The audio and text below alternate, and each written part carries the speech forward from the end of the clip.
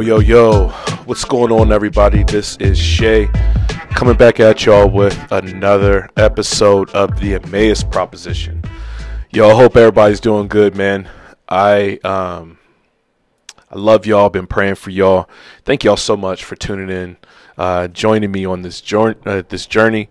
Trying to figure this thing out, man, and get used to talking with y'all and voicing my opinion, at the same time getting out some of this like preaching energy and these crazy thoughts that be going through my head, man. It's been a journey, so a fun one at that. So I appreciate y'all.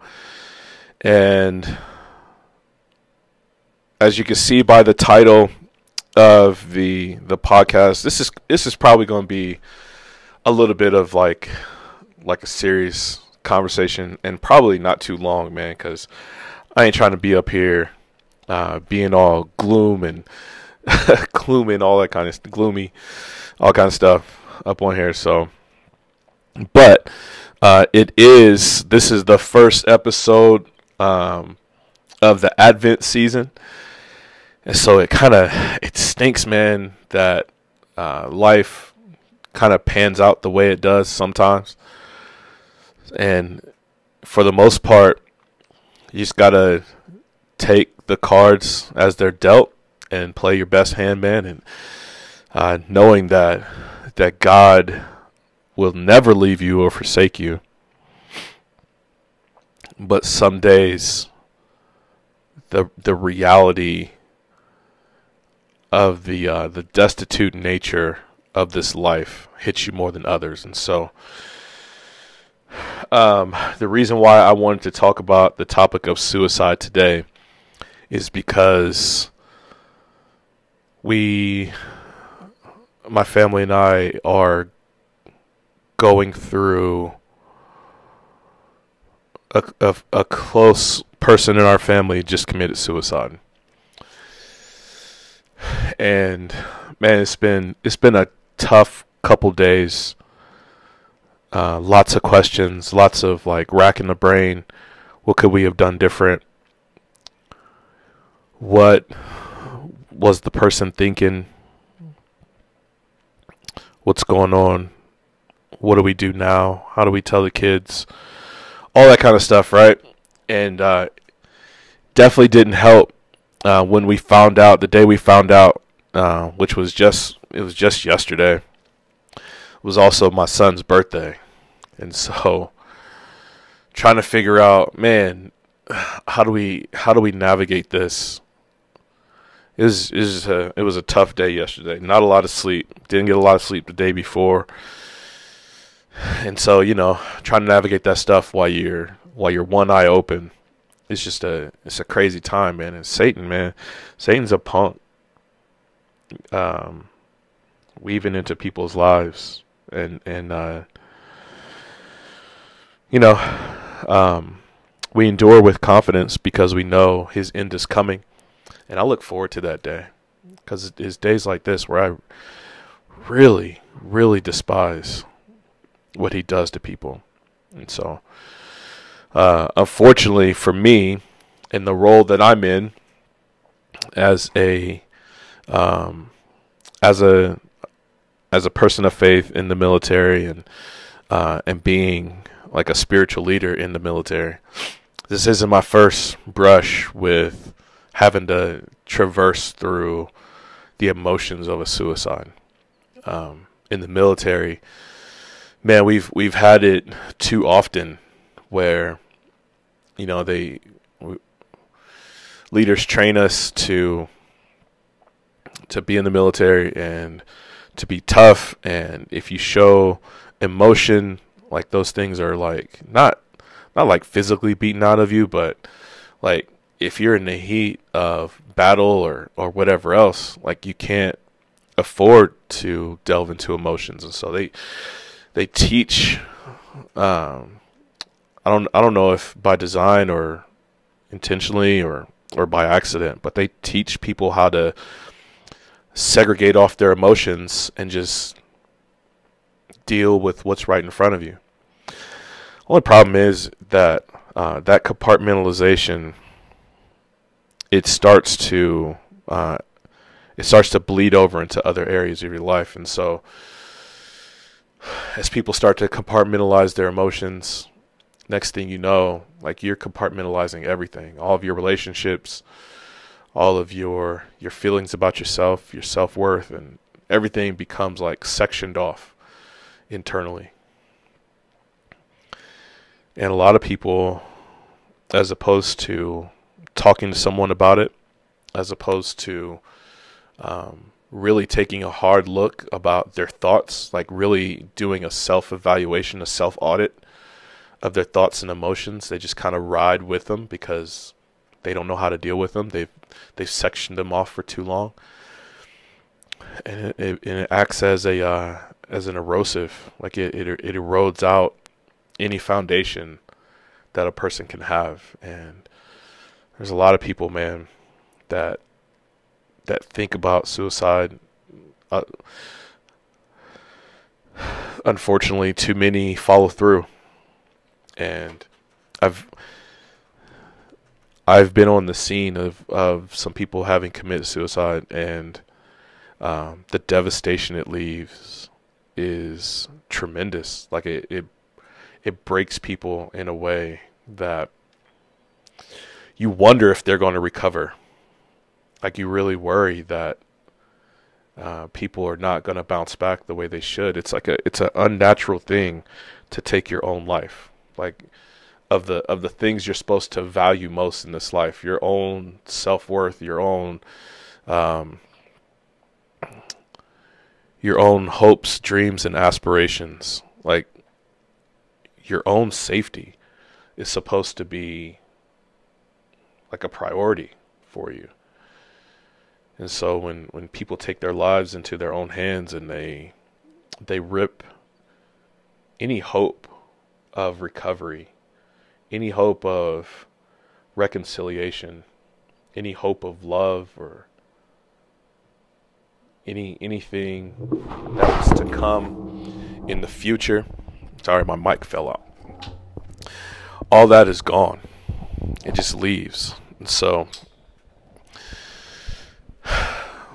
dealing with suicide as a family member was never easy. You know what I'm saying? Like, in my role, I go in and it's not good that I go into those situations and be emotional myself, even though like I'm seeing people, like I'm an empathetic person. And so as I'm in the room, and you know, you got mom crying and you got wife crying, and they're trying to figure out what to do with the kids. Do we be strong for the kids? Do we explain it to them? Dads, oh my gosh. There's something different about dads crying, where, I don't know, man. I've had some experiences that it's just hard. It's hard, man. It's a hard conversation to have with family members. It's a hard conversation to walk people through. What does life look like now? How do we continue to cherish their memory when they've done this? What do we say about them? I remember I've had a lot of interactions with people dying, and I think I told y'all on past episode, like, I went to the Air Force mortuary for like 4 months, man, and any kind of death that a person could go through, I think I experienced that in that tight little window that I was there. And I remember one of the experiences I had, this young dude, him and his girlfriend were running tight while he was here in the States, and then he deployed. And unfortunately, man, that's how a lot of these stories start. We were good, and then I deployed. And so dude was overseas, and he's talking to his girlfriend over a call, and he goes to tell her how much he loves her, and she says, "I don't think I could do this anymore." And she breaks up with him over the phone, and while she's there with him over the phone, as she's listening to him plead for their relationship, She listens to him stick a gun in his mouth and pull the trigger, and listens to him die on the other end of the line. And that was a brutal conversation, man, because I got to be there when she came to view us taking him off the plane as he landed on American soil for the first time, and listen to her weep, asking herself, what have I done? I didn't even mean it. It's crazy. It's crazy that that life gets so hard, man. And not that those people are crazy, not that folks are crazy that they're going through this stuff, but it's crazy that it happens. You know what I mean? Like it's wild that we have to try to pick up the pieces from people making permanent decisions to a temporary problem. And the situation we're going through as a family is different. It's a different thing. Like I've experienced so much death that at a certain point, man, like I've almost become numb to it. Like it becomes like another day on the job almost. And I know that's unhealthy, but it's where I'm at, that I've got to try to let God heal those things. But the situation we're going through right now, it's wild. It's so wild because there's a lot of times, man, you don't see it coming.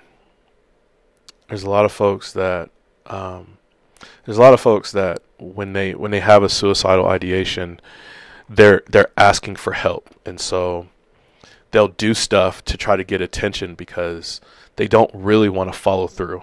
They need somebody to pay attention. They know something's wrong internally, and so they do stuff like they'll post stuff on their social media, or they'll draw attention to themselves by changing their attitude and stuff like that, changing the way they interact with people. And thankfully people pay attention, because I think if a person's like, the longer you swirl around in that, the more chances you are of just your emotions going down. You know what I mean? Thankfully, a lot of people pick up on it and they ask, yo, are you thinking about this? Like, are you thinking about killing yourself or taking your own life? And they don't mess around. You know what I mean? Like, they ask, and it does one of two things. It either shocks the person into saying, no, I didn't even know I was coming off like that. Or, yeah, finally, somebody's paying attention to me. Now I can begin to like talk about some of these things I'm going through. But then there's people that don't let people know what's going on, and their full intention is to take their own life.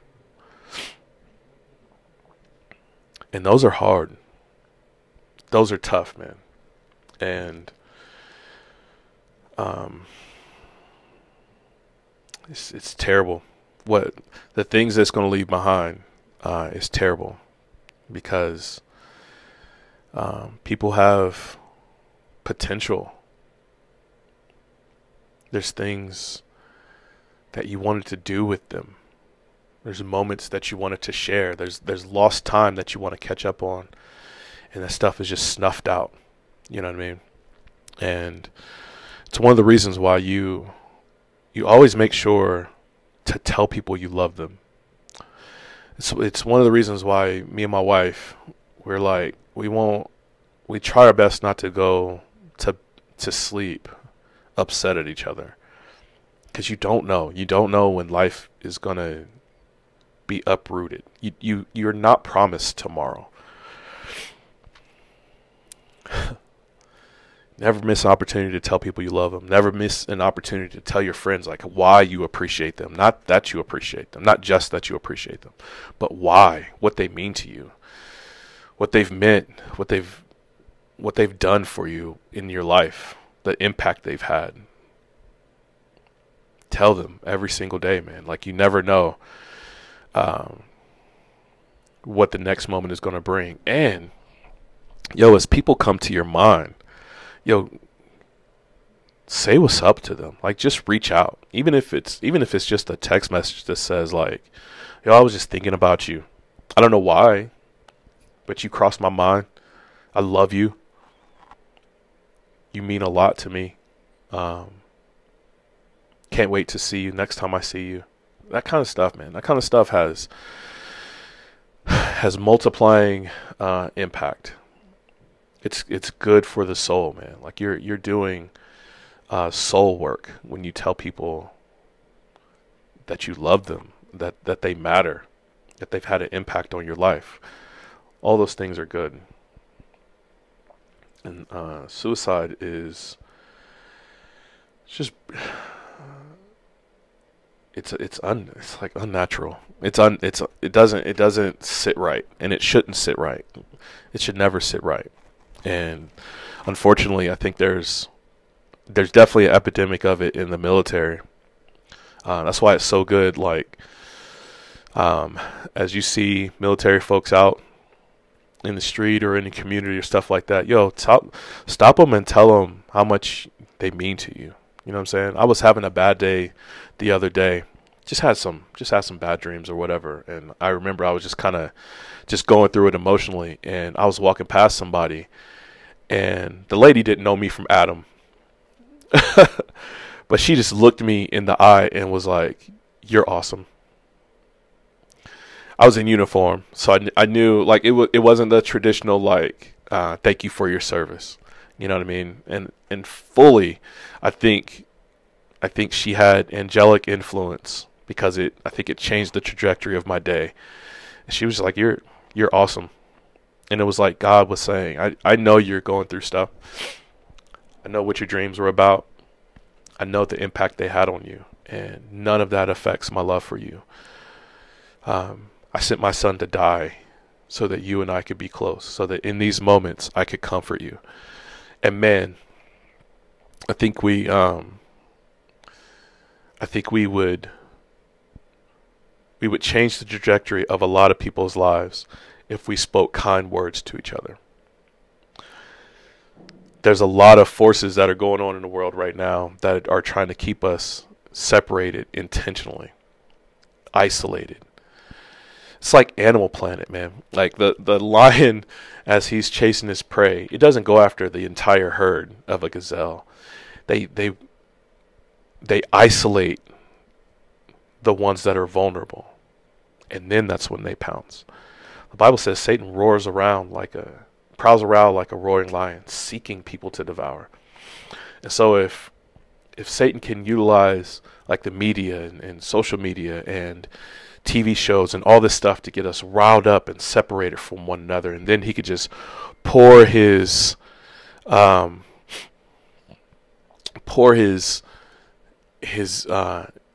evil influence into people's hearts, like just pouring stuff in like, you're worthless, you're useless, people don't love you, you're not valued, nobody listens to you. Why? I don't even think anybody would miss you if you were gone. He just pumps it. He just pumps it at you. And when people are susceptible to that, when they're isolated from one another, when they're isolated from God, not to say that Christians don't commit suicide, man. I'm not saying that at all. But if you look at their lives, even though they profess Christ, in some kind of way they've isolated themselves. Whether they didn't listen to the promises of God, or they ignored the promises of God, that I'll never leave you or forsake you. You always have somebody. Or they've isolated themselves from their friends and their family and people who care about them. And they've said, no, I don't think they'll miss me. And then they take their own lives, man. And it's terrible. It's terrible. There's a story in the Bible about, actually it doesn't say this, like, just, it doesn't jump off the page at you. You got to pay attention a little bit. But looking at, in the death of Christ, you have two of Jesus's apostles. You have Peter and you have Judas. And you look at their lives, and Jesus looks at these two people, right? And both of them betrayed Jesus. And Jesus tells both of them, essentially, you're going to betray me. With Judas, he sends him off and tells him, go do what you got to do. I know who you are. And Judas goes off and rats Jesus out for 30 pieces of silver. So he got that bribe money, right? And you got Peter at the same meal that he tells Judas to go do what you got to do, big fella. He looks at Peter and he says, yo, y'all gonna leave me? And Peter was like, yo, I'll never leave you, man. Me and you are ride or die. And Jesus like, Pete, man, like before the morning time, before the rooster crows 3 times. I'm sorry, before the rooster crows, you're gonna deny me 3 times. And it won't be like it's not going to be pretty. He says, you're going to deny me. Like, you're going to deny you ever knew me. And sure enough, man, you got these two dudes. Judas goes off. He does his thing. He rats Jesus out for that blood money. Peter, when Judas comes back with the foot soldiers, they come back. They hem up Jesus. They take him off to some trumped up court. All the disciples, like, they bolt, like they're out. And Pete tries to show that he's all big and bad, right? He takes out a knife, slices off a guard's ear. Jesus is like, yo, man, chill out. Puts the ear back on. They take Jesus off to the false court. And Pete is following from behind. And he gets to, like, this group of people, like he's trying to warm himself by a fire. And they're like, yo, ain't you that cat that's rolling with Jesus? He's like, nah, that ain't me. Denial number 1, right? And they're like, nah, like you got that accent like one of them dudes. That's got to be you, right? He's like, nah, I told you that ain't me. Denial number 2, right? And then like a third person comes up, is like, no, I've seen you. He's like, that I said that ain't me. I don't even know that dude. Boom. As soon as he says that, rooster crows. Third denial. Now from here, this is where the story splits, right? You got Judas that tries to go back to the religious leaders and tries to give back the money, and they're like, "Yo, that's blood money. We can't take that." And so he throws the money back down in the temple. He runs off. Peter, after he denies Jesus for the 3rd time, he runs off. The next time we see Peter, it's when Jesus appears to him after his resurrection. And Jesus ends up asking him, for each time that Peter denied him, Jesus asked him 3 times, like, yo, do you love me? And Peter is forced to come to this internal wrestle, like, man, I do. Like, I love you. I failed you, but I do love you. And Jesus says, yo, then feed my sheep. But then we come to Judas. And Judas, as opposed to like having this interaction with Christ, as opposed to like coming back in with his disciple, with Jesus' disciples that he's been rolling tight with for the last 3 years, right? And it's not like the other disciples would have been like, man, you shouldn't have done that. Yo, they all left him. They all left Jesus. They all failed. But Judas, he goes and isolates himself. He isolates himself from his friends. He doesn't come back into the love of Christ. And he ends up committing suicide. It says he hangs himself on a tree, which is crazy, because there's this Old Testament prophecy that says, cursed is anyone who hangs on a tree. And so Jesus becomes the curse for his people. Jesus becomes the curse for his people. So the fact that Judas goes and hangs himself on the tree, he didn't even receive the blessing that Jesus was trying to get him. He goes off and essentially puts himself on the tree and remains the curse.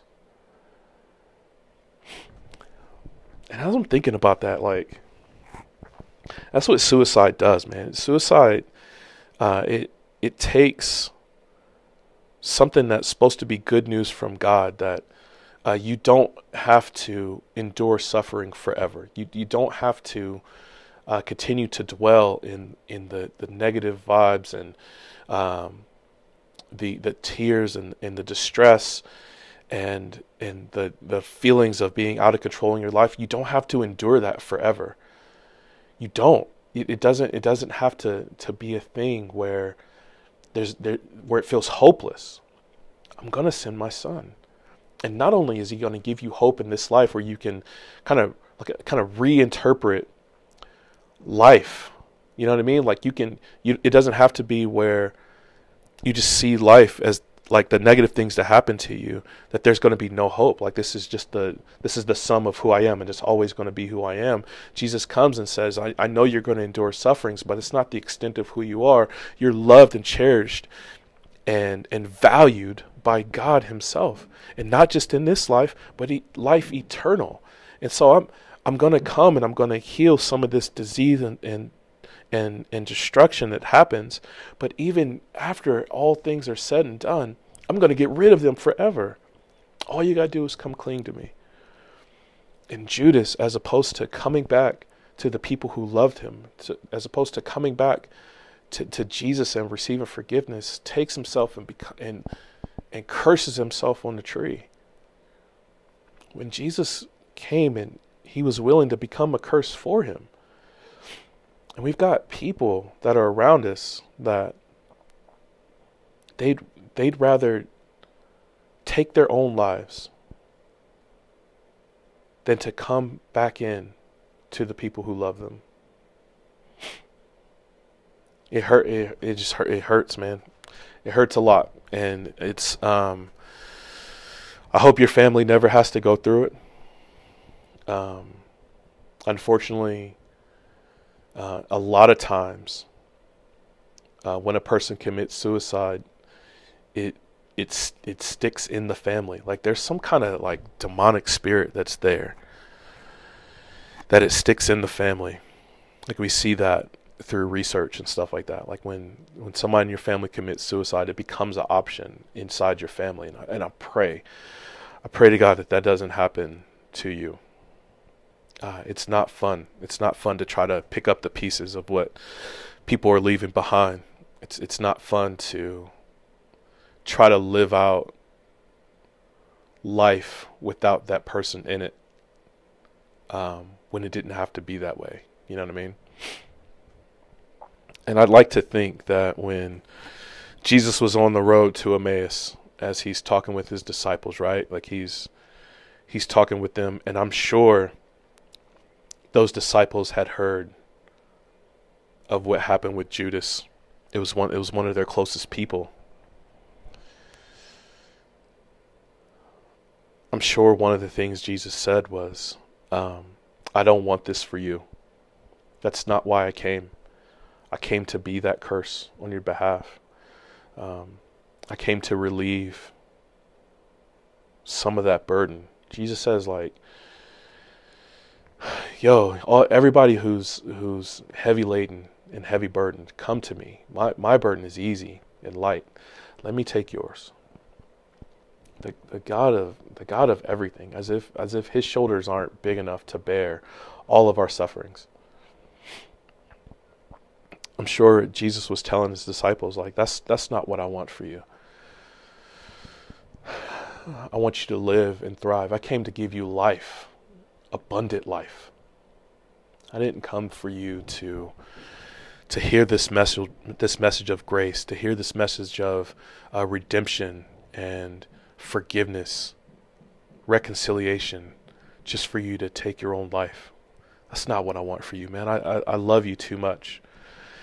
And as we have family members, especially during the holiday season, y'all gotta check in on people. We gotta check in on people. Like this has probably been my strongest conviction of like reaching out to people during the holidays. It's because for some reason, like during this time, this is the time when people feel at their lowest. I remember being in like fresh after basic training, going through some of these trainings by myself and spending Thanksgiving alone and spending Christmas alone and spending birthdays alone and Easter alone. And I remember the dark thoughts that went through my head.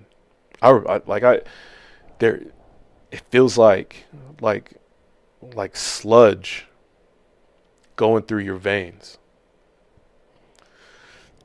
You don't know, like even the people that are like super popular, you know what I mean, that got people around them and whatever have you, a lot of times those people are wearing a mask.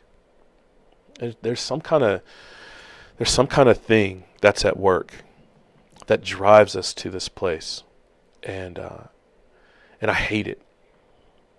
And with every fiber of my being, man, I want God to get rid of it, and I know He will. I have faith that He will. Like, I know He has promised that one day He's going to wipe away every tear from every eye. And we got to tell people about this good news that Christ has come to do away with this type of death. That He's come to rescue the captive spirits. He's come to rescue them, man. Like Jesus is coming with a message of rescue, and man, it would be the equivalent of the Titanic hits the iceberg and it's sinking, and you've got rescue ships that are telling people, tell us where you are and we'll throw you this life raft, and you've got people in the ocean that are saying, nah, I'm gonna find my way to shore. It's crazy. They're not, like I said, they're not crazy. It's just it's wild and it's hurtful, and